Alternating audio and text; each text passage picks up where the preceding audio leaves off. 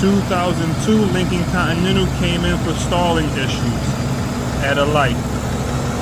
Found hoses leaking. This was leaking. I replaced this hose. There's a connector over here that goes to the PCV valve. That was leaking there. I replaced that with a new hose. And this hose that goes to the brake booster was leaking here. Everything A-OK now. Ray's World of Automotive.